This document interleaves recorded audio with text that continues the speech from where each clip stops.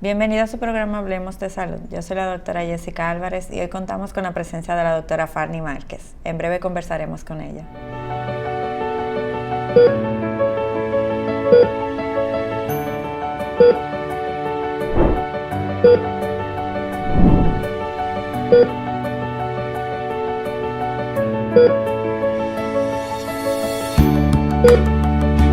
Senazata.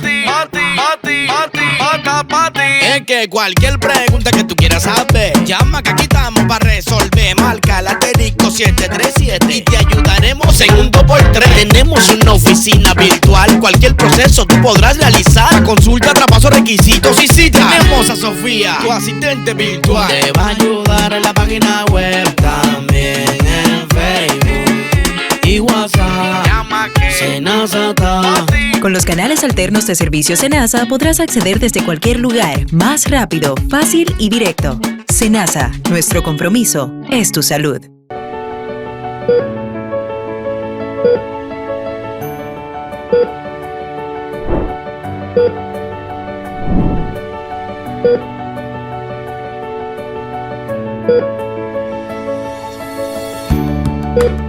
Como dije anteriormente, hoy contamos con la presencia de la doctora Fanny Márquez. Doctora, un placer tenerla nuevamente en nuestro programa. Muchísimas gracias, Jessica, por la invitación. El placer es mío. Doctora, vamos a tocar un temita que es bastante delicado y está literalmente en el tapete. Sabemos que tenemos una epidemia ahora mismo con el dengue, pero ha tocado las fibras un poquito más allá al presentarse un caso de dengue y en un embarazo. ¿Cuáles son los peligros más grandes que puede tener una mujer en estado de gestación con el mosquito del dengue?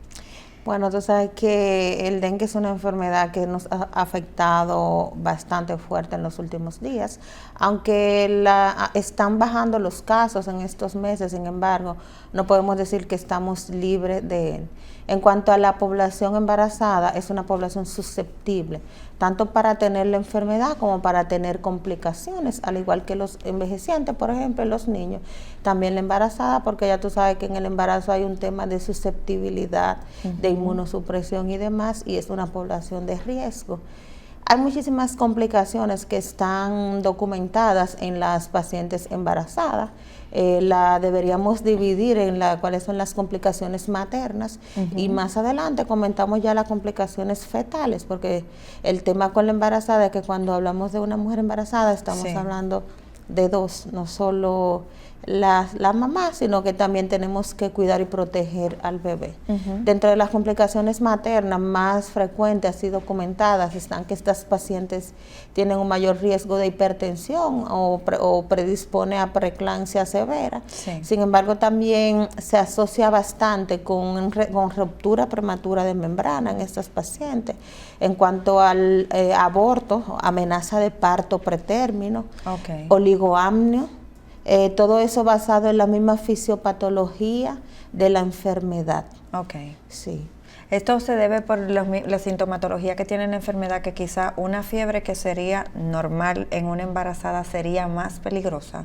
Sí, te voy a recordar un poquito lo que son las fases del dengue para explicar un poquito en la embarazada.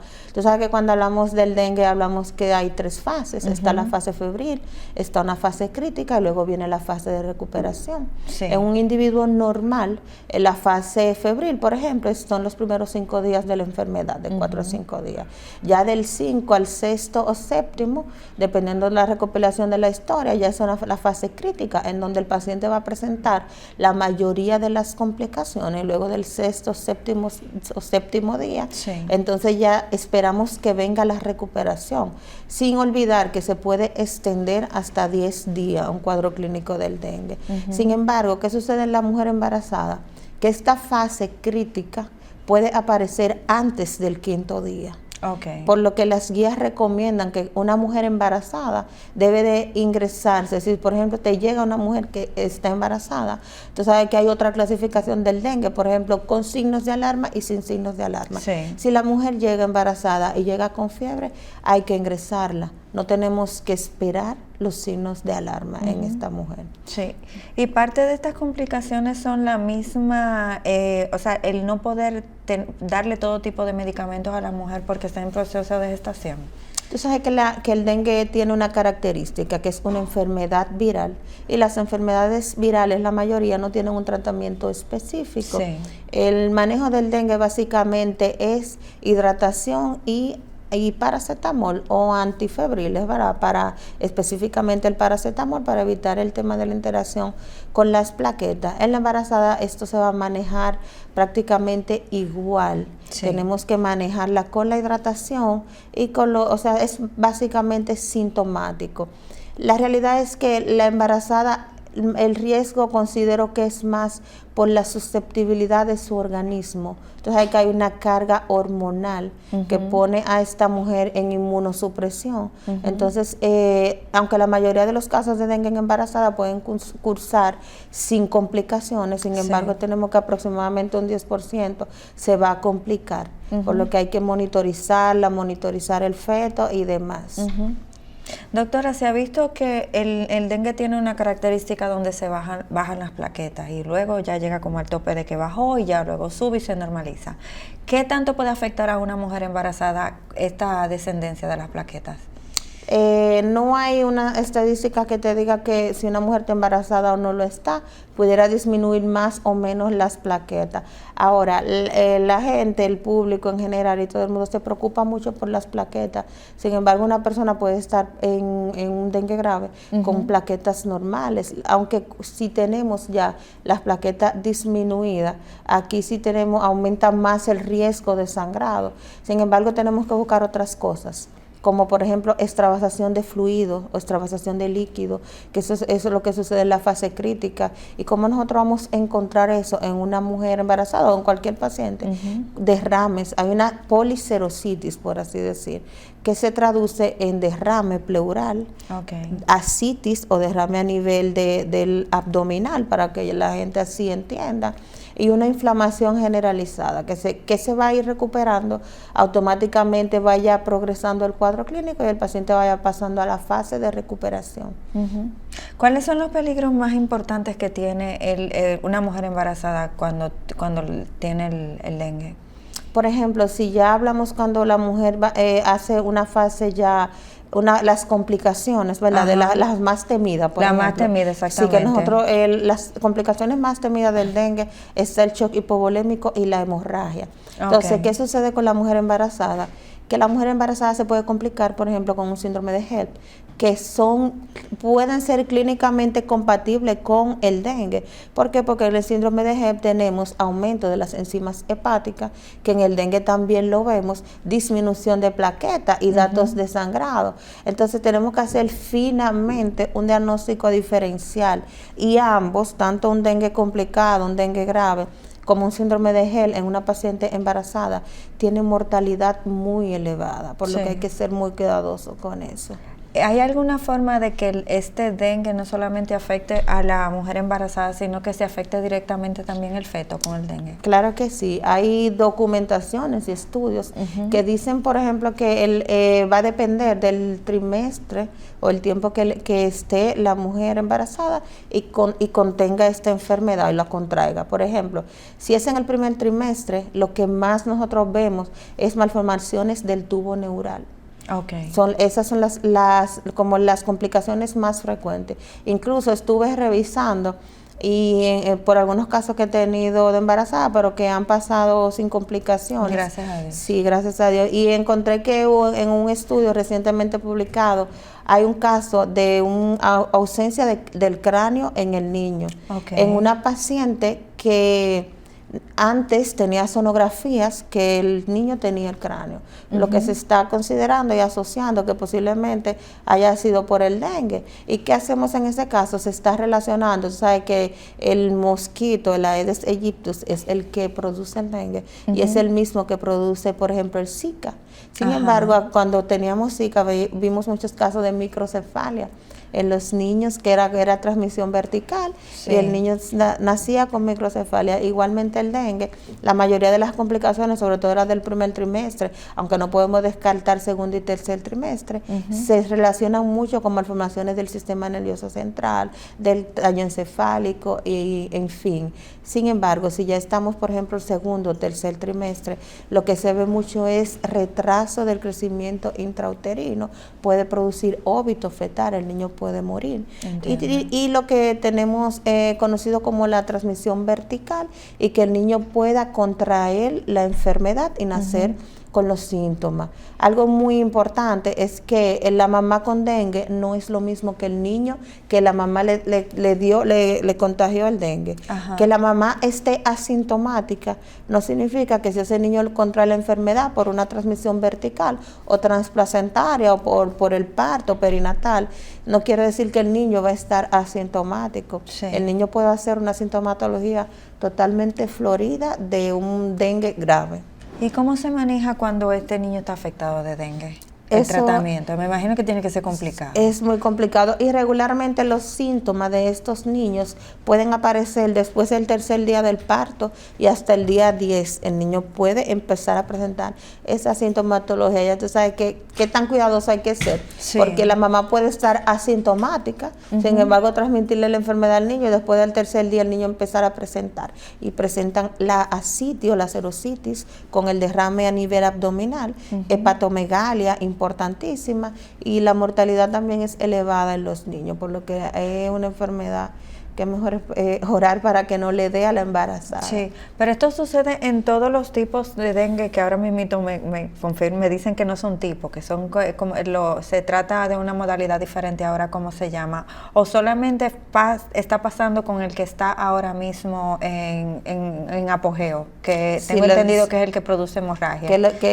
Porque regularmente eso va a depender del tipo de virus, pero tenemos 4 tipos de virus: DEN 1, DEN 2, DEN 3 y DEN 4. Actualmente el que más está circulando es el tipo 3, Sí. Pero esas complicaciones, no importa el tipo de dengue, de virus del dengue, puede darle a cualquier mujer que la tenga. O sea, sin importar el serotipo, porque ya el serotipo es el tipo de virus que te está causando esa enfermedad. Sí. Doctora, ¿en cuáles de los estadios del embarazo usted entiende, desde su experiencia, es la más peligrosa para la mujer embarazada que le dé el dengue?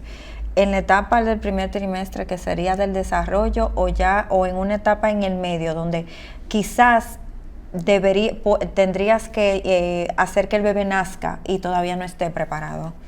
Regularmente, estadísticamente hablando, en el tercer trimestre es donde tenemos más casos reportados y es donde tenemos más complicaciones reportadas, por lo que el tercer trimestre es el más peligroso. Incluso se ha reportado que, por ejemplo, si a la mamá le dio el dengue, vamos a poner en cualquier momento de la enfermedad, y ya al final ese niño le da dengue y tuvo un primer contacto durante la primera fase del embarazo, ya este niño tiene muchas posibilidades de hacer un dengue grave. O sea que es complicada la situación. Es muy complicado. Doctora, desde su experiencia, ¿cuáles están haciendo los protocolos de prevención en el embarazo con respecto al dengue? Y más porque sabemos que es inminente, que acabamos de salir de una situación de agua y que siempre 17 días después comienza la proliferación de los mosquitos. ¿Cómo se está manejando esta prevención para que estas mujeres en embarazo no estén afectadas de dengue? Bueno, se están haciendo algunas propagandas en cuanto a la salud, antes incluso del problema que tuvimos recientemente climático.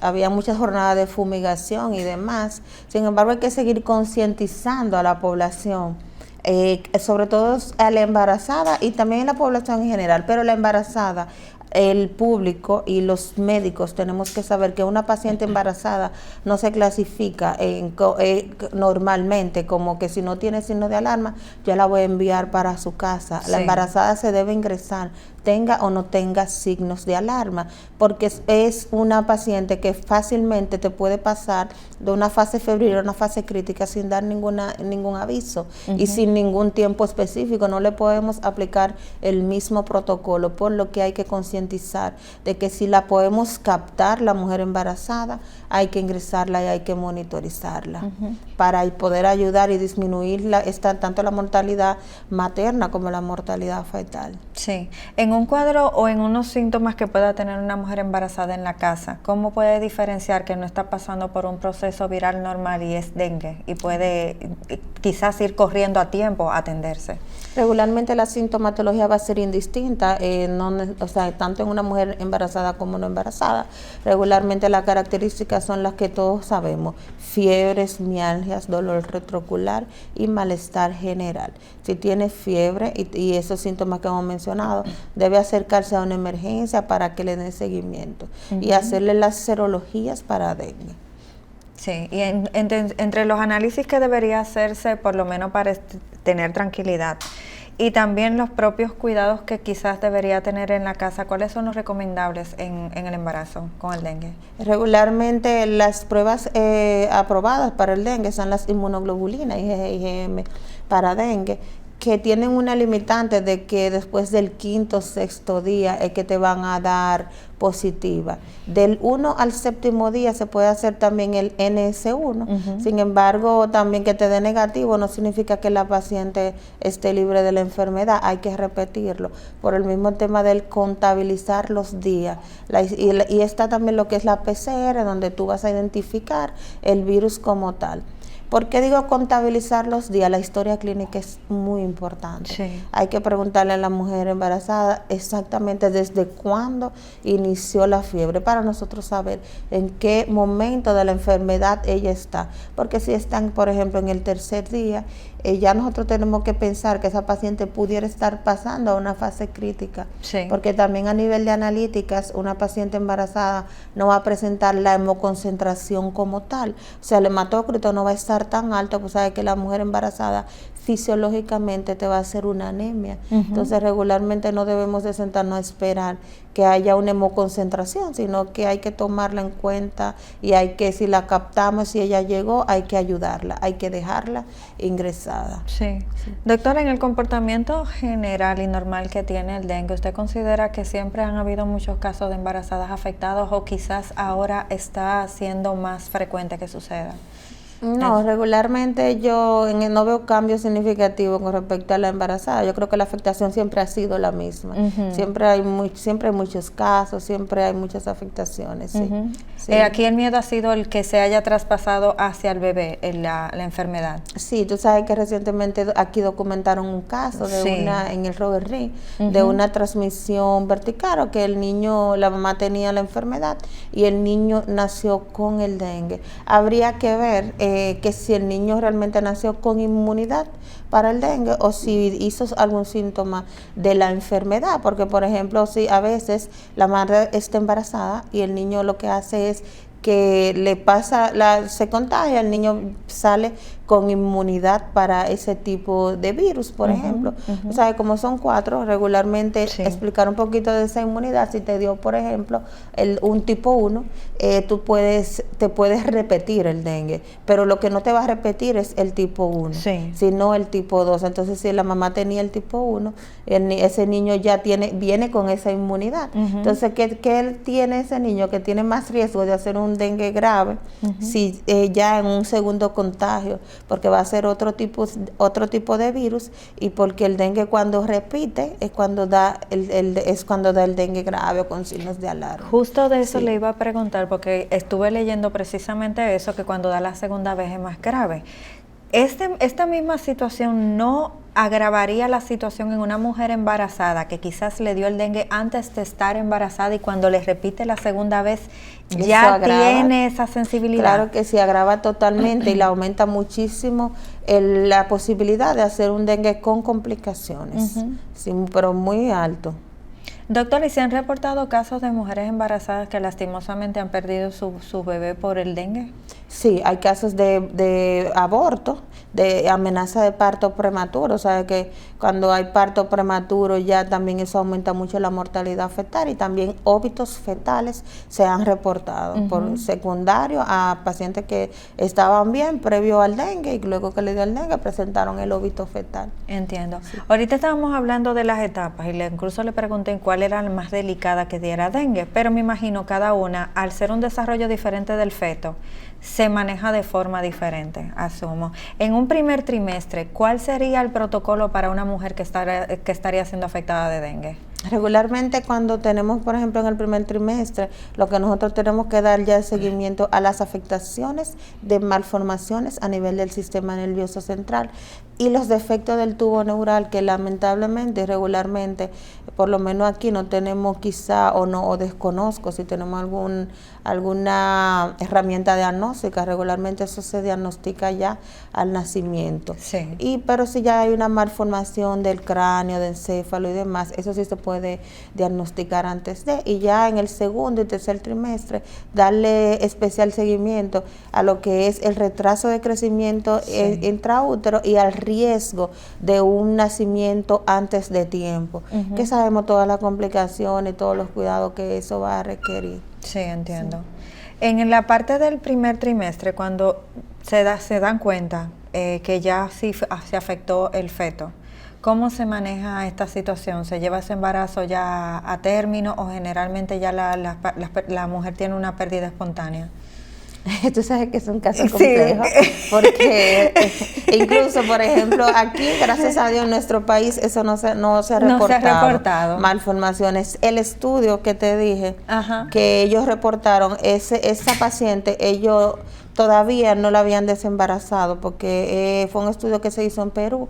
Ya el niño no tenía cráneo, tenía el encéfalo suelto dentro de la placenta. Sí. Entonces, ellos todavía no habían decidido. La mamá sí quería ya el desembarazo, sin embargo, por los mismos temas éticos, no se había decidido. Sin embargo, en una opinión, ¿verdad? ¿Cuál es la recomendación? ¿Cuál es el protocolo? Exacto. Si tenemos, por ejemplo, una malformación que entendemos que no es viable, que no es compatible con la vida, eso se lleva a un comité y regularmente se decide el desembarazo. Cuando todas las partes están de acuerdo, porque eso lo que haría disminuir el riesgo en la madre, porque la madre embarazada, pues eso puede traerle muchas complicaciones también, complicaciones su propia vida, me imagino, que se desencadenan del mismo embarazo. Sí. Doctora, y en su experiencia también ¿no ha sucedido que quizás en algún momento no tuvo ninguna sintomatología el bebé? La mamá pasó por el proceso de dengue, pero ya luego de un tiempo que el bebé nace sí comienza a tener sintomatologías propias del dengue en su momento, aunque no sea inmediatamente, sino que se retarden un poco. Sí, regularmente las complicaciones en el bebé pueden aparecer hasta el 10 días después del parto. Y en caso del parto, tanto puede ser parto normal como una cesárea. Ninguno de los dos tiene superioridad, o sea, no va a evitar ningún contagio en el niño. Pero a veces hemos tenido, o hay casos reportados, ¿verdad?, de la mamá que está sin ningún síntoma, que el dengue le pasó así una fiebrecita, un dolor de cabeza. Sin embargo, el niño empieza a presentar los síntomas ya después del nacimiento. Eso tenemos que tenerlo en cuenta. En ese caso habría que hacerle analítica a la mamá a ver si tuvo la enfermedad y ya analítica y seguimiento al bebé también. Sí, doctora, ¿y cómo es el medio de transmisión de una madre hacia un niño del dengue? Porque sabemos que es un moquito que te pica y el moquito no va a entrar y va a salir, o sea, va a picar y va a volver a salir. ¿Cómo es esto? Regularmente lo que sucede para que un niño se infecte, ¿verdad?, por el dengue, lo primero que tiene que hacer es que la mamá se infecte, con que le pique ese mosquito y la mamá cogió el dengue. Una vez ya el virus está en el torrente sanguíneo, pasa a la placenta y desde la placenta contagia al bebé. Es así que sucede. Ese es como quien dice el ciclo que tenemos para el dengue. Ya durante el parto también en el contacto sanguíneo puede aparecer, puede producirse la transmisión también. O sea que hay mucho riesgo de que el niño, de que si la mamá lo tiene, es muy posible que sí, que el niño lo va a tener. Hay aproximadamente un 22% de posibilidades de que se produzca una transmisión vertical. Sí. Entre las condiciones de salud que tenga una madre que no sean idóneas, que pueden empeorar el caso de dengue, ¿cuáles serían? Porque sabemos que tenemos preeclampsia, pero tal vez tenemos una mamá que no se alimente bien. Exactamente. Tal vez tenemos una mamá que come mucho o engorda mucho. Todo esto, ¿qué tanto puede afectar un cuadro con dengue? Eso es, aparte del embarazo como tal, que es un factor de riesgo y ubica a la madre en la población susceptible, tenemos también las embarazadas diabéticas, por ejemplo, que le aumenta el riesgo, o sea, la pone más susceptible todavía a complicarse, porque no es a contraer, sino que si tengo esa enfermedad me voy a complicar. Los pacientes, por ejemplo, con alguna enfermedad de base falsémicas, por ejemplo, aumenta el riesgo de que si le da y está embarazada se puede complicar. Y trastornos vasculares, lúpicas, por ejemplo, todas esas pacientes con una enfermedad de base tienen alto riesgo de que si le da el dengue es muy posible que ya no lo pasen normal, sino que se compliquen y puedan hacer una gravedad. ¿Cuál sería el comportamiento normal de un dengue en una embarazada en condiciones óptimas? La mayoría de las embarazadas cursan con fiebres, malestar general y se recuperan rápido, por encima del 85 al 90%. Ya el 10% que va a presentar los signos de alarma, sabe que los signos de alarma tenemos dolor de estómago, náuseas, vómito, ya las manifestaciones gastrointestinales, la deshidratación. Y ya los casos de gravedad, cuando el paciente está en hipotensión, que tenemos que buscar datos de shock y que aquí se agregue los datos de sangrado, que son de las complicaciones más tenidas. Sí. Hemos tenido también pacientes con insuficiencia respiratoria. En los estudios, ¿verdad? Se le llama dengue pulmonar, que es un tipo de dengue que cursa con afectación pulmonar. La paciente hace insuficiencia respiratoria. Sí. Aunque no han documentado muchos casos de ventilación mecánica, sin embargo hay un tipo de ventilación que se llama alto flujo, que algunos pacientes con dengue han requerido este soporte para poder recuperarse. ¿Qué sucede, por ejemplo? ¿Cuál es el problema aquí? Que cuando estamos hablando del dengue, yo te dije ahorita que hablábamos de la extravasación de líquido, el líquido sale. Entonces, el líquido sale, pero yo tengo que manejar a la paciente con líquido. Entonces, aquí tenemos que cuidar mucho lo que es la sobrecarga hídrica. Incluso, para irme un poquito más profunda, ¿verdad? Sí. Desde el punto de vista de intensivo, como que soy intensivista, aunque manejo también medicina interna, hay cosas que, por ejemplo, como intensivista no podemos sentarnos a esperar para, por ejemplo, ingresar a una paciente en UCI. La guía lo que dice es que cuando el paciente está en shock, es que tú lo tienes que llevar a UCI. Sin embargo, yo lo llevaría desde antes, porque cuando ya el paciente está en shock, es muy difícil tú sacarlo del shock. Entiendo. Otra cosa que no se contempla mucho en las guías es el manejo de las aminas vasoactivas, de vasopresores, que son unos medicamentos que te ayudan a subir la presión. Porque yo he tenido pacientes en shock, en un shock refractario, he tenido pacientes con la presión en cero, pero con un edema full, una sobrecarga hídrica, que la única opción que yo tengo es ponerle líquido, pero el paciente no tiene presión. Entonces nosotros como intensivistas, el intensivista es agresivo, porque nosotros realmente lo que hacemos es salvar vida en momentos de estrés. Nosotros utilizamos lo que son las aminas, los vasopresores. Con esto tú subes la presión del paciente y si está en sobrecarga, ese organismo va a mejorar, va a disminuir la hipoperfusión en los tejidos, porque ¿qué sucede? Cuando hay una hipoperfusión es cuando no está llegando oxígeno a los tejidos. Con una presión en el piso, una presión muy baja, no va a llegar oxígeno a los tejidos. Entonces, si el paciente no está orinando, por ejemplo, que son los datos de shock, hipotensión, el paciente no está orinando, tú no lo puedes sobrecargar de líquido. Debe haber como un balance. Si el paciente está sobrecargado, no lo puedes seguir sobrecargando, porque entonces te va a hacer una falla respiratoria y se va a morir. ¿Cuál es la recomendación? ¿O qué se hace en intensivo? Aminas vasoactivas, te ayuda a subir la presión, y con eso entonces ya tú haces un rejuego, aunque no es suspender el líquido, sin embargo, hay que hacer el equilibrio. Hay que hacer el equilibrio. Entiendo. Bueno, doctora, lamentablemente debemos ir a la pausa, no sin antes dejarla con esta pregunta. ¿Qué lleva a una mujer embarazada a intensivos por dengue? ¿Cuál sería este cuadro que la llevaría directamente a intensivo? En breve regresamos con su programa Hablemos de Salud.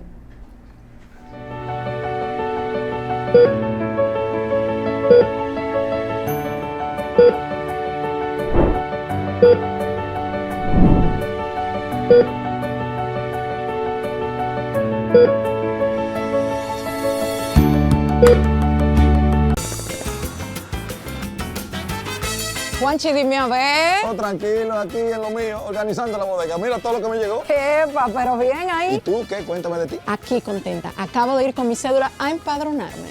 ¿Empadrón qué? ¿Y qué es eso? Mira, hombre, eso es que te inscriben para votar por tus candidatos de RD, pero desde el exterior, como si tú fueras a votar allá, pero viviendo aquí. Porque, ajá, uno vive aquí, pero el corazón lo tiene allá. ¡Sabroso! Pues llévame contigo que yo no me voy a quedar fuera. Vamos. Julia, busca tu cédula que vamos allí a empadronarnos. Empadrónate por la patria que llevas dentro. Junta Central Electoral. Garantía de identidad y democracia.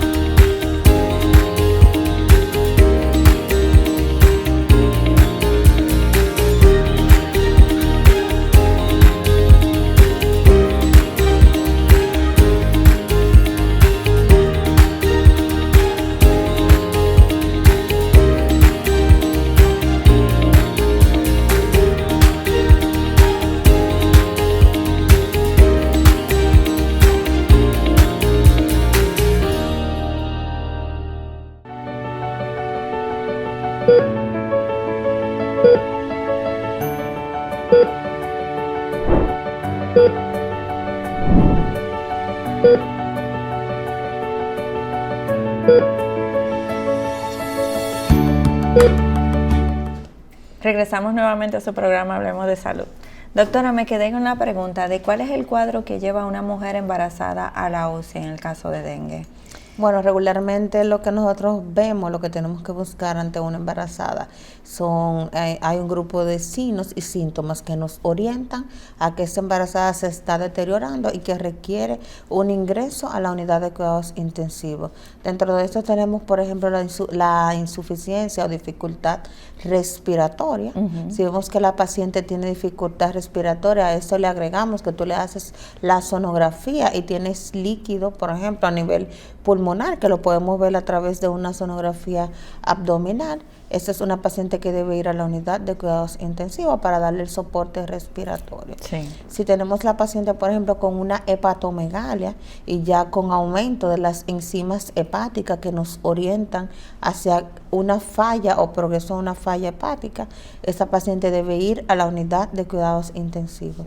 Aquellas pacientes que tienen datos de sangrado, que puede ser hematemesis o vómito con sangre, melena, sangrado transvaginal, abundante o pequeño, independientemente de la edad gestacional, es una paciente que debe ir a la unidad de cuidados intensivos. Esas pacientes con datos de shock, que es la que no queremos que el médico espere llegar a datos de shock, pero ¿cómo podemos nosotros identificar que la paciente está progresando hacia un shock? La paciente puede presentarse con hipotensión, se va a presentar piel fría, sudorosa, taquicardia, va a haber una disminución del llenado capilar y todas estas sintomatologías, todas esas son señales que nos están diciendo que la paciente debe ir a una unidad de cuidados intensivos. Sí. Si nos enfocamos, por ejemplo, a nivel del corazón, las pacientes pueden presentar una miocarditis. Si tú le haces, por ejemplo,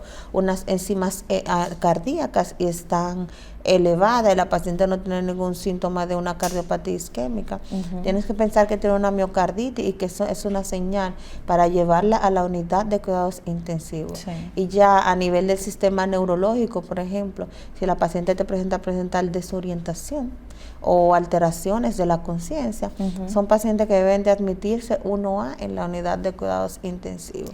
Doctora, ¿y no pudiera pasar en caso contrario, que quizás la mamá esté asintomática y sin embargo quien requiera que vaya a cuidados intensivos sea el cuadro del bebé? Sí. ¿Cómo se maneja esto? Puede suceder que que la mamá puede estar asintomática y ya el bebé es que va a presentar toda la sintomatología florida. Regularmente esos niños también se van a manejar en una unidad neonatal.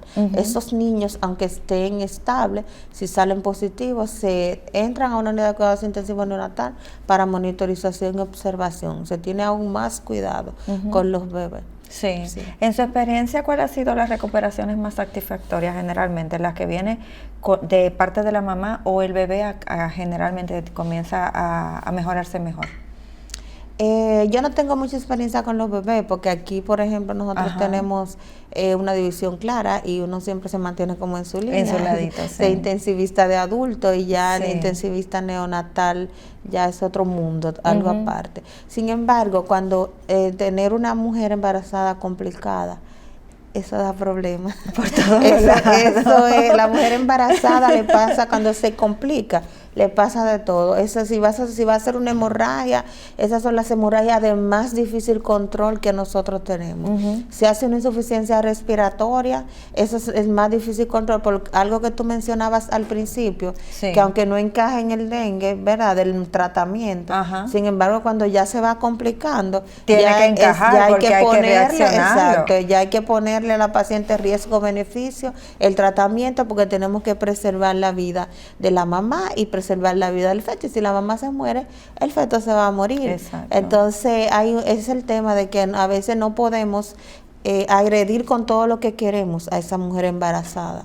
Entonces hay muchas cosas que tenemos que pausar y hay otras que sí tenemos que utilizar, pero es un poco complejo manejar una mujer embarazada. Sin embargo, si la manejamos, aplicamos los protocolos a tiempo, la mujer sale, o sea, la sobrevida está por encima de la mortalidad. Sí. ¿Hay algún caso que usted haya tocado de una mujer embarazada con dengue que haya dicho, bueno, esto fue para mí lo más impactante entre tantos casos que se le puedan presentar? Nosotros tuvimos un caso de una embarazada, pero yo no he tenido caso, gracias a Dios. La que yo tuve, ella se ingresó. En ese caso fue un poco curioso, porque cuando yo la fui a ver como intensivista, entonces el médico que estaba ahí me dijo, no, pero ella no tiene nada. Ella no tiene nada, pero véala. Entonces, cuando yo la fui a ver, que ahí es donde te digo que tenemos que concientizar al médico, ella tenía náusea y vómito persistente y para él no tenía nada. Entonces yo sí me la llevé, como quiera, porque el médico intensivista va a ver el paciente y si tú entiendes que tiene algún criterio, tú te lo llevas. Pues yo le dije, no importa, ya no tiene nada, pues yo me la llevo. Y yo me la llevé, le dimos 48 horas, a las 48 horas ya salió bien. Quizás si la dejó ahí, esos vómitos la iban a deshidratar y ella se iba a complicar, porque eso es lo que tenemos que ver y tenemos que evitar. Pues yo no me puedo sentar, como te dije, no, ya no está en shock. Bueno, como no está en shock, yo la voy a dejar ahí. No, me la llevo, y más si tenemos la disponibilidad, porque hay centros, por ejemplo, que no tienen intensivo, pero incluso la guía dice que ni siquiera te recomienda ingresar la paciente, te recomienda que si tú la tienes y tiene dengue, debe de derivarla de una vez a un centro de tercer nivel, donde haya UCI, porque lo que se espera es que se puede complicar. Siempre tiene esa protección en el protocolo. Exactamente. Doctora, y en el caso, ha mencionado mucho vómito y náusea, y sabemos que eso es típico del primer ciclo del embarazo.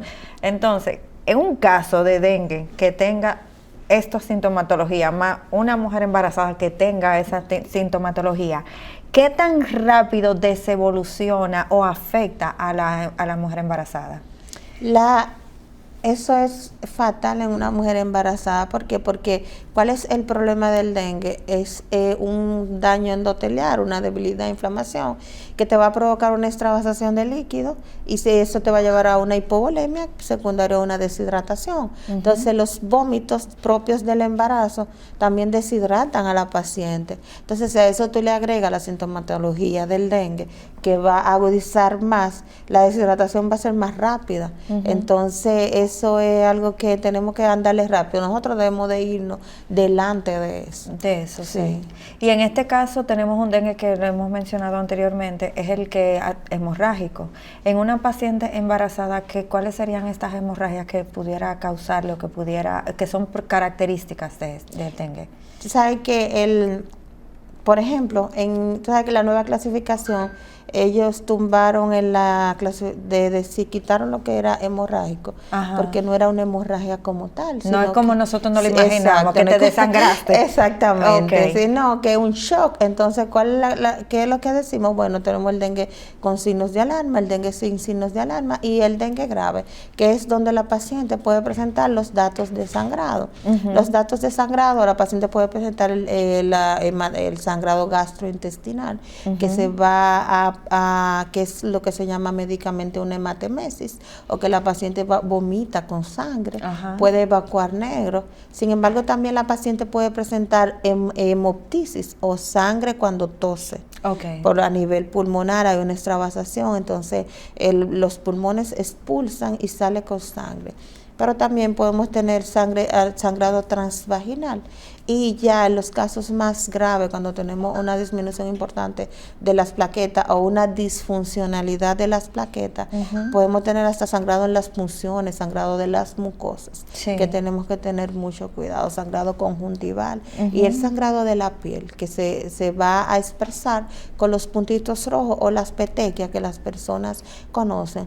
Y ya en los casos más graves, se han reportado también sangrado a nivel del sistema nervioso central, sangrados abdominales, o sea, que hay que cuando llegamos a tener sangrado, la mortalidad se duplica aún más todavía. Entiendo. ¿Y estos sangrados se producen porque qué es lo que causa este tipo de dengue que hace que haya ese sangrado? La disminución de las plaquetas. Entiendo. En ese caso, sí, por eso cuando tenemos las plaquetas, por ejemplo, por debajo de 10,000 y empieza el paciente a presentar esos datos de sangrado, entonces nosotros tenemos que intervenir para evitar estas hemorragias. Regularmente la estrategia de manejo en el sangrado, la más utilizada es la transfusión de paquetes globulares. Sin embargo, si ya hay un sangrado que no se puede controlar, hay que utilizar plaquetas o plasma fresco, también tenemos que aplicarlo, porque ya entonces ahí estamos, como quien dice, el todo por el todo. Ahí lo que estamos salvando la vida de la paciente para salvar la vida del bebé.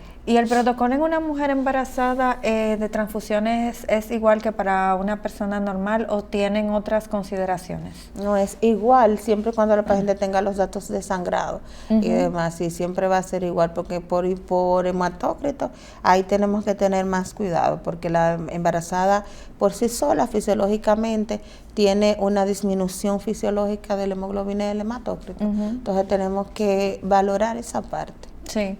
Doctora, en su experiencia, ¿cuáles serían los consejos que usted le daría a una paciente embarazada sobre los cuidados primero que tiene que tener en el hogar y sobre los síntomas que deben hacer que vaya rápido a atenderse en caso de sospecha?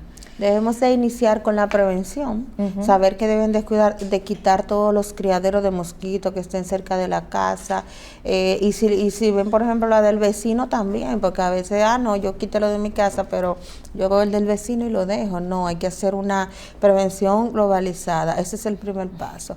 Luego de ahí deben de usar mosquiteros, por ejemplo, y más si por alrededor de las casas los vecinos tienen algún caso con dengue, o en la misma casa si hay un caso con dengue, hay que ponerse mosquitero, porque si el dengue pica a una persona que está infectada y pica a esa persona, le va a dar la enfermedad. Y si tiene fiebre, malestar general, la recomendación fundamental, no automedicarse, debe de ir a una emergencia para que la vean y el médico, y yo les recomendaría a la embarazada ir directamente a su ginecólogo. ¿Por qué? Porque a veces la puede ver un médico que no tenga la experiencia para saber lo que está manejando, entonces es mejor ir donde su ginecólogo, que sea su ginecólogo que le diga, ¿estás bien?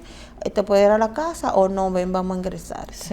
¿Cuáles son los riesgos de una automedicación en una mujer embarazada en caso de dengue? Aunque las mujeres embarazadas sabemos que no pueden tomar muchas cosas, sin embargo, por ejemplo, el Ponstan, que lo pueden utilizar, es un AINE y también disminuye las plaquetas. Y en el dengue, sabe que solamente lo único recomendado que tenemos es el paracetamol, acetaminofén, para evitar esa disminución de las plaquetas y evitar así las complicaciones. Porque sabemos que somos una población que también inventamos mucho y hay muchos productos naturales que también los utilizamos. ¿Qué tan efectivo o dañino en una mujer embarazada con un cuadro de dengue puede ser estos tratamientos naturales? Por ejemplo, de que tratamientos naturales así no los recomiendo utilizar, pero por ejemplo, los jugos que la gente sirven para hidratar. Exacto. Por ejemplo, siempre y cuando sea para hidratar, siempre me pregunto, por ejemplo, el jugo de ají morrón con guayaba, que el agua de limón, el jugo de tamarindo. Yo le recomendaría a la población de que si usted se lo quiere beber, usted se lo puede tomar. Pero esto, no hay evidencia científica que diga que esto te va a subir la plaqueta, que esto va a asegurar que no te complique. Y tampoco esto nunca va a sustituir una evaluación clínica ni una evaluación médica. Usted tiene que ir al médico y en el médico usted se lo lleva. Por ejemplo, lo que yo tengo ingresado, me preguntan, ¿le puedo traer el jugo de ají morrón con guayaba? Le digo, sí, tráigaselo bien diluido, que no sea muy pesado para que no le caiga mal. Y sepa usted que evidencia científica no hay de que eso va a subir las plaquetas. Pero tampoco yo le digo que no se la traiga, porque la gente dice, sí, eso la sube, me la sube. Y yo he tenido muchos pacientes que les suben las plaquetas. Pero ya será pero en combinación con la hidratación. O sea, que cuando hidratamos el paciente, como resultado el paciente se mejora y las plaquetas van a empezar a subir. Entonces, pero también no hay un comportamiento como que te baja hasta un punto y luego comienza a subir. En las embarazadas es igual el cuadro. En cuanto a las plaquetas sí es igual, pero puede empezar a bajar antes la embarazada pero ya para subir es igual. Sí. Doctoras, ¿en qué población se está presentando más frecuente de embarazadas los casos de dengue? ¿Aquí en la ciudad o ya afuera en los campos? ¿O está siendo igual? Bueno, ¿qué te digo? Yo creo, te podría decir que quizá aquí en la ciudad. Sí, pero yo creo que la mayoría, mucha gente ya se moviliza mucho. Tú sabes que ya la gente, aquí en la ciudad hay muchos hospitales que son centros de referencia, que los otros que pueblos lo reciben, lo conocen. Entiendo, exactamente. O sea, vienen directo ya al hospital, entonces precisamente no podría hacerse una media, porque si bien es cierto, sabemos que es un mosquito de ciudad, pero ya tenemos ciudad en todos los lados. Ya no podemos hablar de que estamos en el campo, hablándonos a lo que antes era el campo, todo de ciudad ahora mismo. Y a nivel de la salud, por ejemplo, pública, ¿verdad? Nosotros manejamos los médicos lo que es un sistema, en donde si tú tienes un caso complicado, por ejemplo en Barahona, en La Romana, se sube el sistema y se ubica. Que ya no es tan difícil como antes, que antes para tú mandar a un paciente, por ejemplo, de San Juan para acá, no era posible, o había que mandarlo a ver si lo recibían. Sin embargo, ya los traslados se hacen con coordinación, y ya yo sé que voy a recibir, por ejemplo, un paciente de Puerto Plata, que viene con esta característica y yo tengo un espacio, y se hace un trabajo muy bonito que quizá el público no lo ve, pero se hace y funciona. A mí, por ejemplo, como encargada de un intensivo público, y me mandan, tengo un paciente en Jimaní que yo no tengo intensivo, y el paciente tiene esto, y yo sí tengo si tengo el espacio, y lo que el paciente necesita, así mándamelo, ya yo notifico el que está de servicio, viene un paciente así para que lo reciba, y así también he tenido pacientes que he enviado a otros centros que también me lo reciben.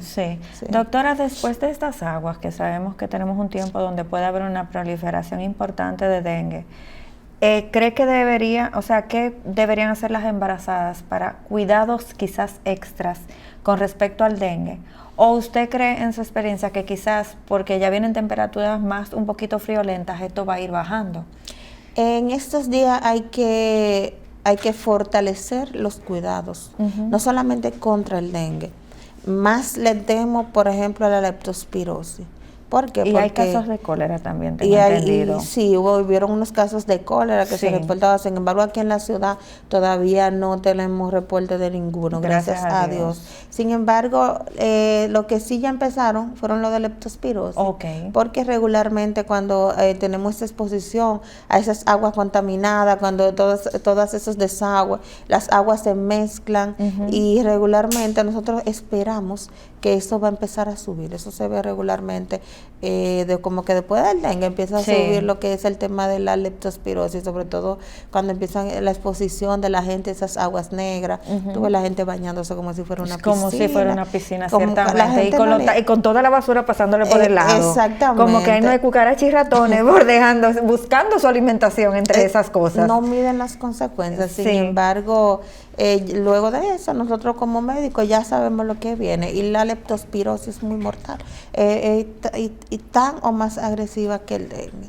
Pero la embarazada debe mantenerse en su casa, de ponerse el mosquitero, de eliminar todos los criaderos, pero sobre todo si tiene fiebre y la sintomatología, cogerle una vez para su médico. No se quede en su casa automedicándose. En los estudios que yo revisé, la mayoría de las que se complicaron fueron aquellas que llegaron después del 5.º día de fiebre. O sea, que esperaron Sí, hasta esperaron las últimas en su casa, automedicándose, y cuando decidieron ir, entonces ya estaban complicadas. Sí. Doctora, la verdad que ha sido un placer tenerla nuevamente en nuestro programa, y ya me dio el segundo tema, porque ahora voy a tener que traerla para hablar de la leptospirosis, lo dejo en el tapete. De verdad que muchísimas gracias por tenerla nueva vez en el programa. Si desea dejarle algún mensaje a la población, ahora tiene las pantallas. Muchísimas gracias, Jessica, por la invitación. Para mí siempre va a ser un placer exhortarle a la población, no solo a la embarazada, a cuidarse y a no automedicarse. Si tienen fiebre, malestar general, acudir a una emergencia y que se realicen por lo menos su hemograma y mantenerse hidratado. Doctora, si alguien de la población decide contactarla, ¿dónde podría conseguirla? Lo pueden buscar a través de las redes sociales como la doctora Fanny Márquez. Estoy dando consulta los viernes en la Rodríguez Santos y los otros días de la semana en la clínica Franklin Peña. Y me pueden contactar directamente al teléfono 829-513-2606. Bueno, doctora, un placer haberla tenido nuevamente en nuestro programa, y hasta un próximo encuentro se despide la doctora Jessica Álvarez.